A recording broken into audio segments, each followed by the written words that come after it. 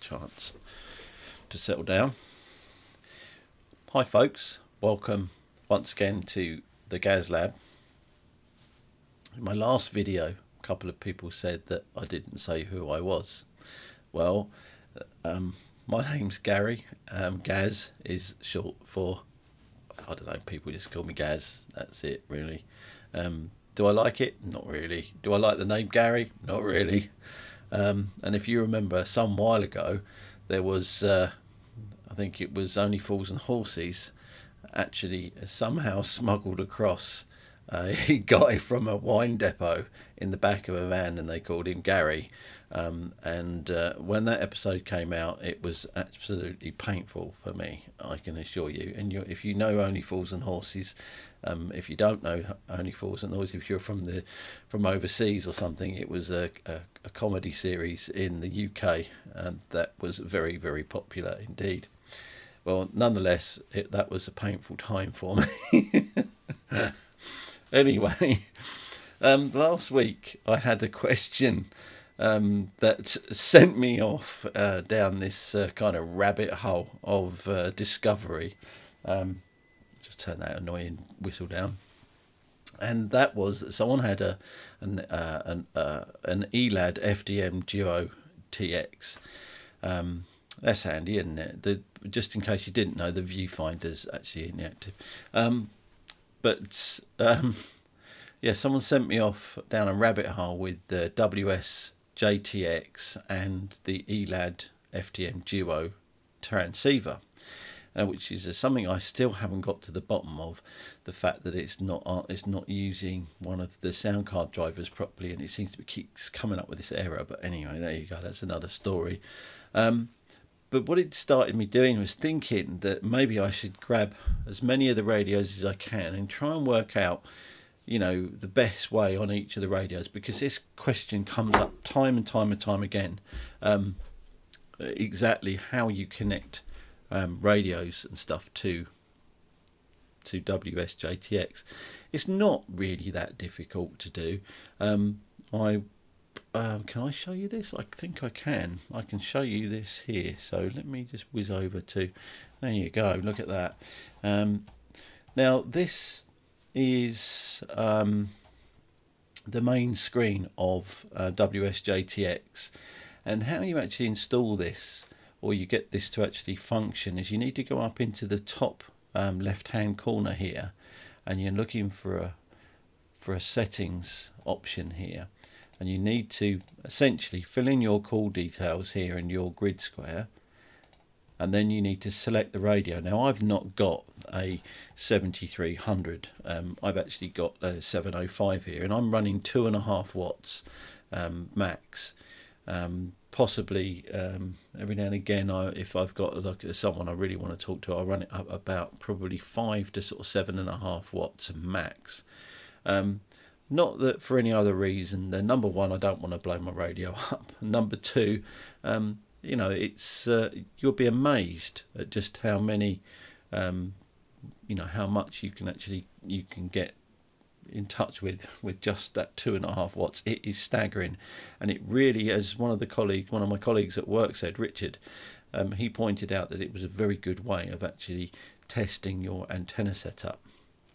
Now, I've said a million times here before, I don't actually, at the moment, I do have in my possession a DX Commander.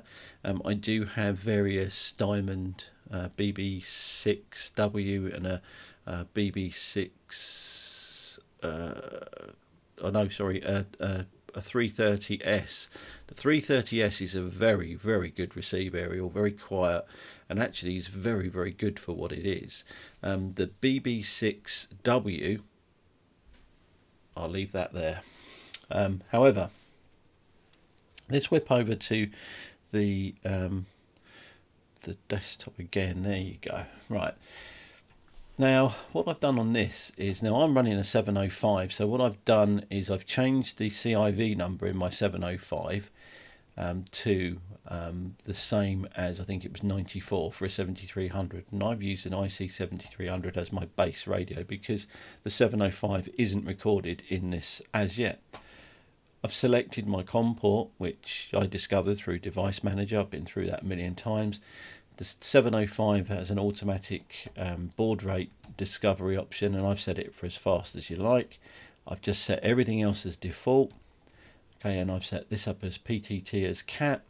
I've set it as packet, data packet, so it puts it into USB-D, and I've just asked this to split, fake it on the thing, and then you can run a test if you wish, which I'll do now for you. That should come up green, and then you can test the PTT option as well, which I've been before, and that is actually TX in the radio.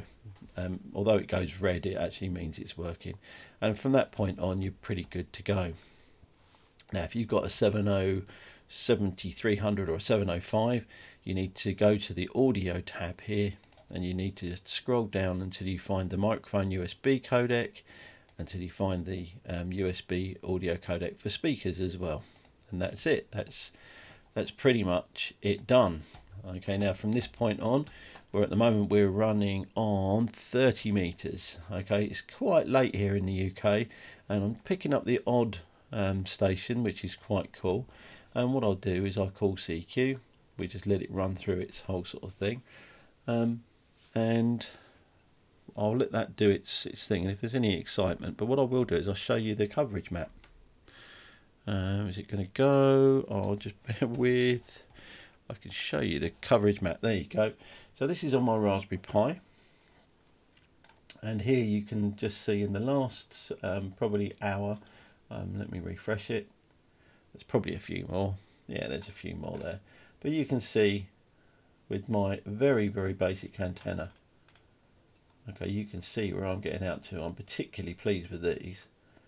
Now my antenna is, at this present time, is a piece of wire with an SGC 237, and what I've got is a fishing pole with about 10 meters of wire, give or take, up it, and a SGC 237 tuner at the base. I've got it running with a little solar panel and a sort of a 12-volt battery that is tucked away in the shed, and it is what it is. It just works. So yeah, this is really interesting. I've like I said, I've really kind of grown sort of pretty attached sort of to it.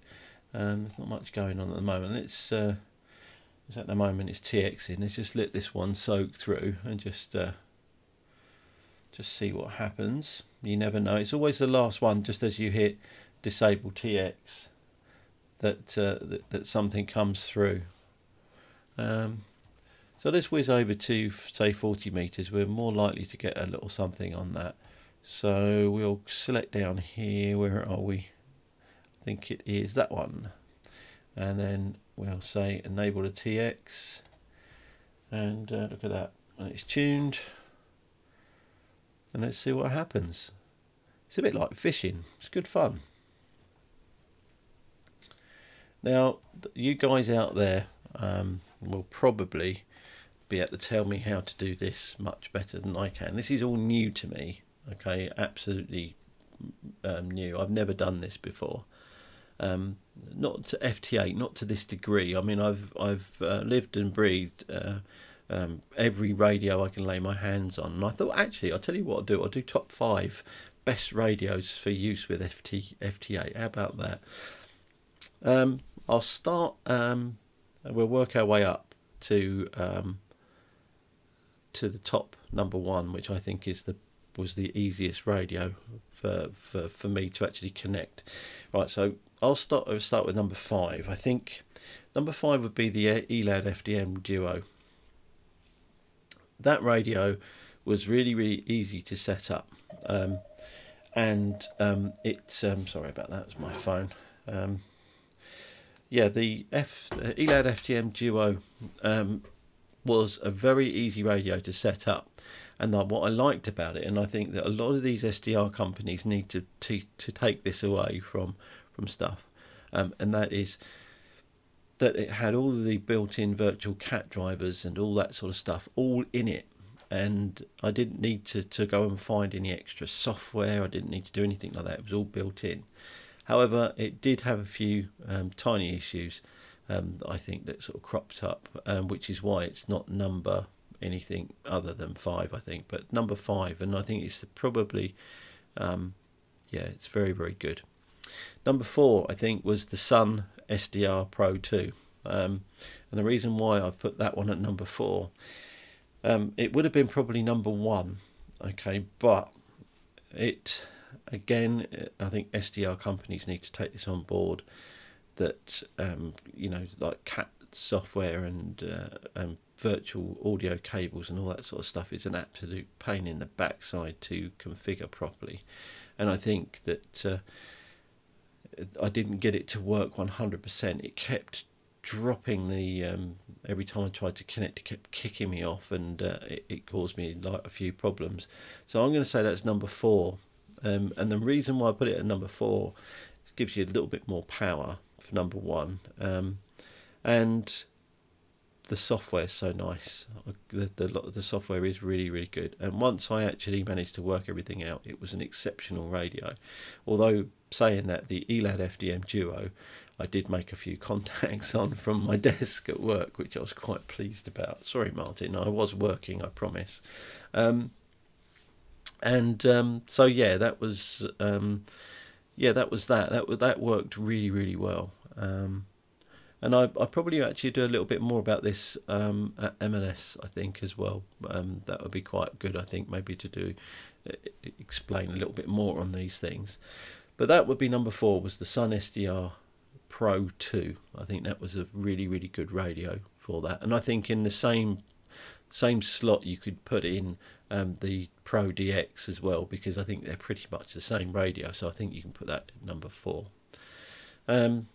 Number 3 was the IC7300. Number 3 best radio for FT8. Now, that radio was easy to set up. That radio got plenty of power, and it's good on FT8 for probably 20 or 30 watts. I wouldn't run any more than about 20 or 30 watts on that sort of radio, mainly because you're trying to look after your PA and your filters and not do any damage to the radio. FT8 is a bit harsh. I mean, there's probably people out there that will tell me I'm talking rubbish, but I see too many of them come back. I see too many radios as a whole come back through damage through FT8 running a bit too much power. So you know, always best to stick to the AM rating, or no more than about 40 or 50% maybe at a push. So yeah, that radio was absolutely brilliant, and there's not very much to say about that at all, really, because it was just so easy to set up. I have done a walkthrough on the MLS website. There's actually, if you go to the 7300 webpage, there's actually a walkthrough document on there how to connect it to HRD. If you stick to those instructions, how to do that, then you can use those same details in WSJT-x. It worked really well. So let's go on to, so what we got there is number 3. Number 2 best radio for FT8 was the IC705. That was brilliant. Low power, but it connected so easily. It works so well. And I've got one here. I'm not saying it just because I've got one here, but what a fabulous little radio for doing that with. There are some other things you can do with it as well, but I had it hooked up to my Raspberry Pi. Just such an easy, very, very basic radio to do it with, and it's a stunning experience. So I'm giving it that because of its cuteness and its portability. And I think that just the way it worked, and I kind of think that it kind of encompasses the spirit of FT8 in its sort of, you know, in its entirety. I think that was such a nice little radio to do that with. So this brings me on to the number 1 best radio that, in my humble opinion, for FT8 was the Kenwood Ts-590sg. That radio was a little bit fiddly to get going. It wasn't the easiest one. I think Jonathan had actually configured it for me. He'd actually had the demo one at home for a while, and he'd already configured it. So for me, it was a really simple experience. I just turned it on and it was done. So thanks, Jonathan. But what a lovely radio to do digital modes with. It was just top notch. Filtering lovely, connected lovely. I had no issues at all with WSJT-x. Everything just worked, and it was absolutely brilliant. And I made a lot of contacts with that radio. Really pleased. So there you go. There you have it. Number 5, FTM Duo ELAD. Number 4, Sun SD R Pro 2 Pro DX. Number what's the number 4? Number 3, the IC7300. Number 2, the IC705, and number 1, what I thought was the Ts-590. Anyway, I've actually let this time out, just so that you know. Let me try and get this back over here. Do apologise, bear with. There you go. Just so that you know, you can enable the TX here. You've got a TX timer which sits around here. This will pop up and say that it's timed out. Thank you to Richard for highlighting all this stuff. And by default it's actually 6 minutes, I believe. And every 15 seconds it will TX and do its thing, and away you go. One important thing to remember with this is that you need to make sure that your clock is well timed. So what I'll do is, let me just shrink this over here, and you'll see here I've got this JT Sync. This is what I used. You have to be a little bit careful with these, because it would appear that you need to give it admin privileges to make it work, and I'm not very keen on that sort of stuff. So Richard did show me another way of doing it with the system clock, which I'll do a little bit more on at a later date. But this one here is you synchronize the clock by doing this. It will go along and synchronize the clock, and there you go. And then you can then just say set, and then it'll cut your PC screen off for a minute while it does it, because obviously it goes into admin and cuts OBS off. But that's it done. And now if we then go to let me see if I can get up, let's go time, I think it is time dot IS, I think that's right. I think that's correct. Yeah, there you go. So what I'll do is I'll put this over here, and you can see that. Yeah, you can see that all right.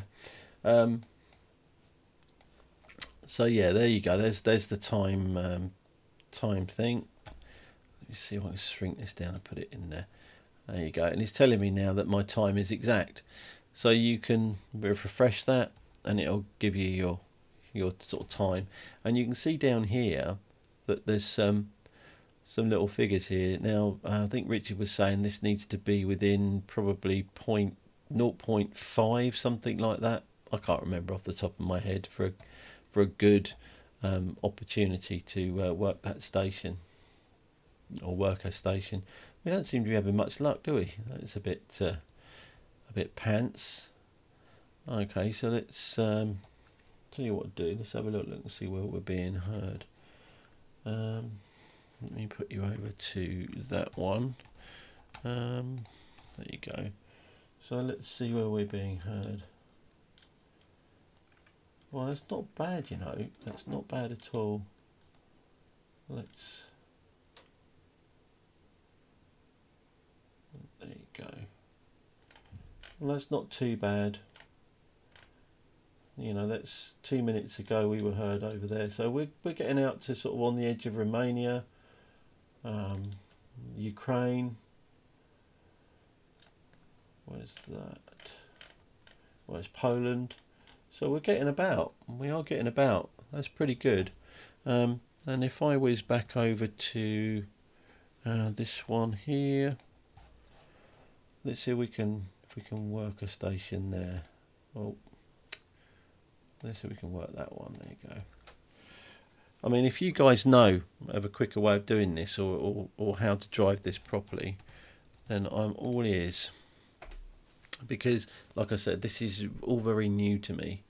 I've never really sort of done much with FT8. I've played a lot with PSK. That is, my digital modes are pretty much my main interest, I think, in ham radio.